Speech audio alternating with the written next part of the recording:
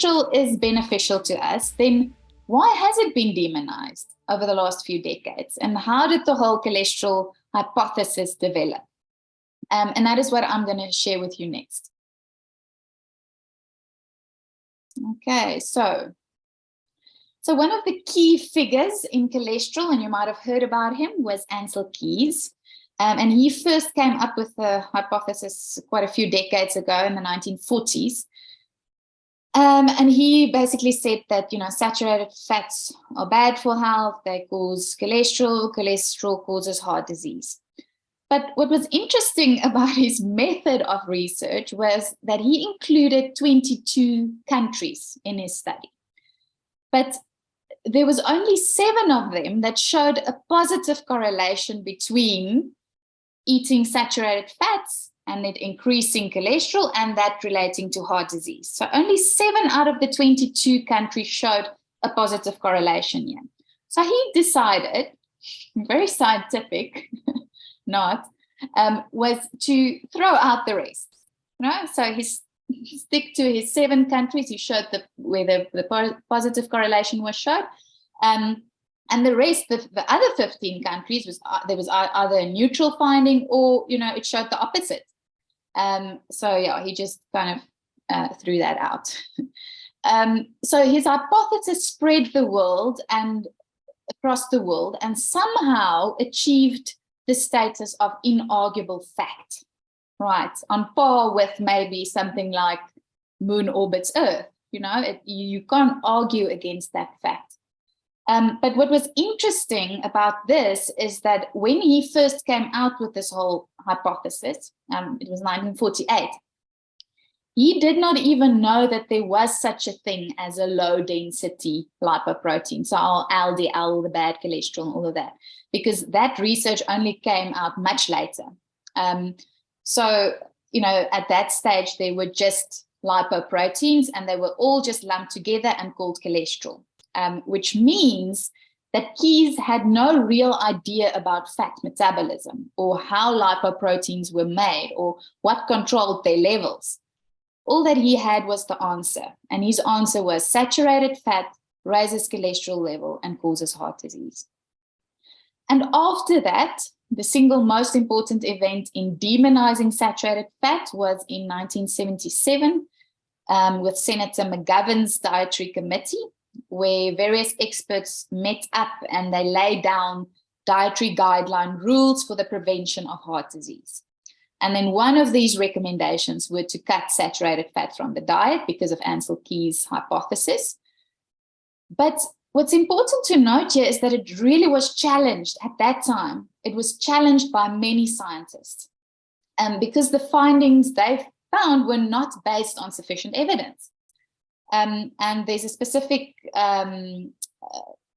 recount of Dr. Olson where he had an exchange with Senator McGovern, which he said, I plead in my report and I will plead again orally here for more research on the problem before we make announcements to the American public.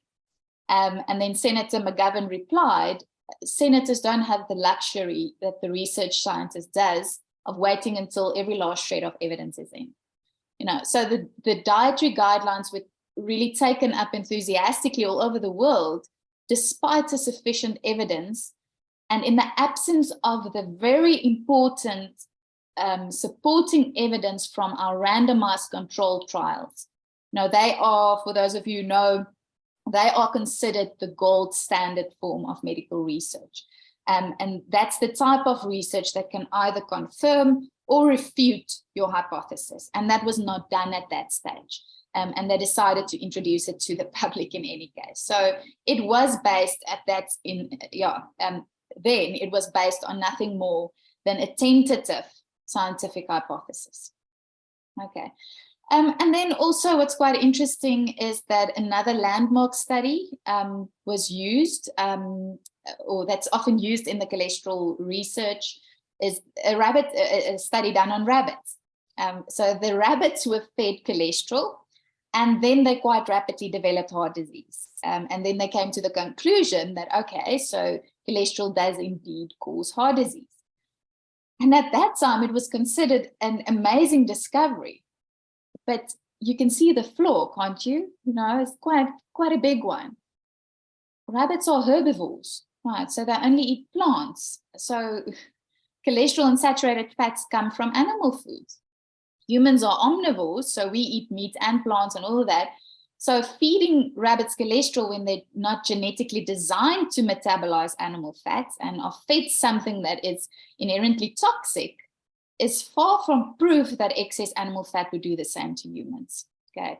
And also they were fed a chemically prepared cholesterol. So it wasn't even a natural form of cholesterol.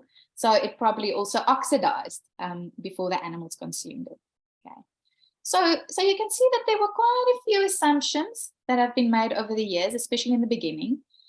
So once again, I'm not saying that there's no truth to it, and definitely once again recommending that you do your own research, because there are a lot of reputable people out there still who do still believe that cholesterol is to be feared. And I think that we also need to give them their due as well. But like I said, today we're focusing on defending the case for cholesterol. So two other studies that I just want to share with you that I find is quite important is the first one. You can see here they've assessed 140,000 people who were admitted with heart attacks in the USA. And what was revealed was that the average LDL cholesterol of those admitted was lower than that of the general population. So they were admitted for heart attack. You know, there's no hypothesis, no thinking that it might cause heart attack. They were admitted for heart attack, and their LDL levels were lower than the general population. Quite an interesting statistic. And then the last one here is the Women's Health Initiative. And it's also a very large contemporary study where they included like 49,000 women, and they followed them for 8 years. And what it demonstrated was that the risk for heart attack and stroke was unaffected after 8 years on a low-fat diet. So once again, there was no link. And yeah, quite a large study, so it's quite a reliable one as well.